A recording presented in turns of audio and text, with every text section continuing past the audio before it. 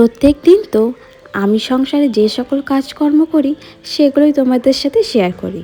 হ্যাঁ, আজকেও তার ব্যতিক্রম নয়। কিন্তু তোমাদের সাথে আমার পরিচয়টা করিয়ে দিই, আমি কে, কোথায় থাকি, এসবই আর কি। তো নমস্কার বন্ধুরা, আমি দিয়া। আমার একটি নতুন ব্লগ ভিডিওতে তোমাদের সবাইকে জানাই অনেক অনেক স্বাগত। আজ হলো শনিবার।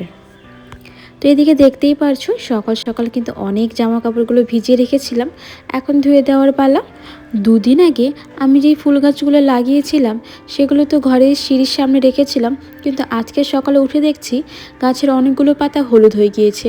এর কারণটা কি আমি না ঠিক বুঝতে পারলাম না। তোমরা যদি জেনে থাকো তাহলে আমাকে অবশ্যই জানিও, আমি ঠিক বুঝতে পারছি না। তো আমার মনে হলো যে গাছগুলোকে হয়তো রোদ্রে দেওয়ার প্রয়োজন ছিল, সেই জন্যই অনেকগুলো পাতা হলুদ হয়ে গিয়েছে। এই জন্য ওই ফুল গাছ দুটো আমি না রোদ্রের মধ্যে কিছুক্ষণ দিয়ে রাখলাম, যদি একটু সতেজ হয়। আমি কিন্তু ফুল গাছের জলও দিয়েছিলাম, এবং যেই ফুল গাছগুলো লাগিয়েছি আর কি যেই মাটিতে, সেগুলোও ভালো। তবুও জানি না কেন পাতাগুলো হলুদ হয়ে গিয়েছে। তা যাই হোক, এদিকে সব কাপড় চোপড়গুলো ধুয়েও দেওয়া হয়ে গেছে, আর সকালে যে খাওয়া দাওয়া করেছিলাম সেই বাসনগুলো ধুয়ে দেওয়ার আছে। চলো এবার আসি আসল কথায়। আমার নাম হলো দিয়া দাস। বাপের বাড়ির টাইটেল দাস এবং শ্বশুরবাড়ির টাইটেল হলো বর্মন। তো দিয়া দাস বর্মন দুটোই বলতে পারি। আর আমার বাড়ি হলো শিলিগুড়িতে। আর আমি কতটা পড়াশোনা করেছি সেটা হলো, আমি কলেজ পর্যন্ত পড়াশোনা করেছি। হ্যাঁ, গ্র্যাজুয়েট পড়লাম না, তার কারণ আমি ফাইনাল ইয়ারের এক্সামটা দেইনি। আর আমার বিয়েটা হয়েছে লাভ ম্যারেজ, ঠিক সেই কারণেই আর কি। সে অনেক ঝামেলা, অনেক কথাবার্তা, সেগুলো না হয় ধীরে সুস্থে অন্য কোনো এক ভিডিওতে বলবো। শুধু এটাই বললাম যে আমি 3rd ইয়ার অবধি পড়াশোনা করেছি কলেজে। আমার বিয়ের জানো তো 3 বছর হয়ে গিয়েছে।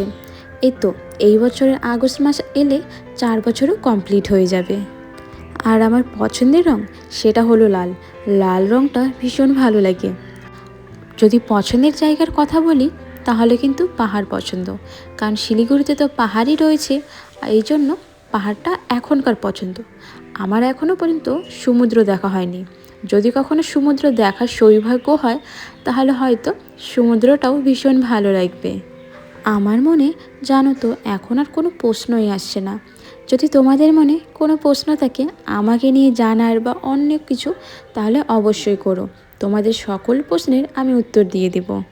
এই দিকে দেখো, তোমাদের সাথে কথা বলতে বলতে কিন্তু অনেক কাজ হয়ে গেছে।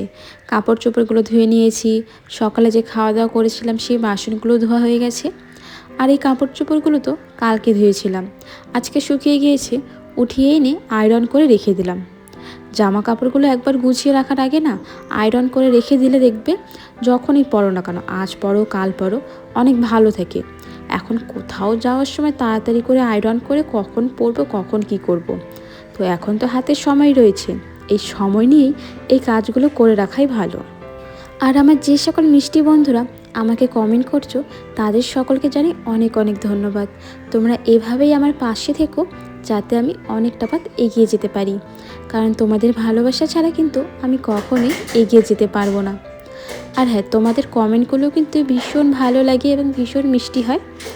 আর আমার হাতের নেল পালিশটা দেখতে পারছো, সেটা লাল রঙের, কারণ লাল রঙটা যে আমার পছন্দ, সেই জন্যই। চলো আজকে এতটাই, টাটা।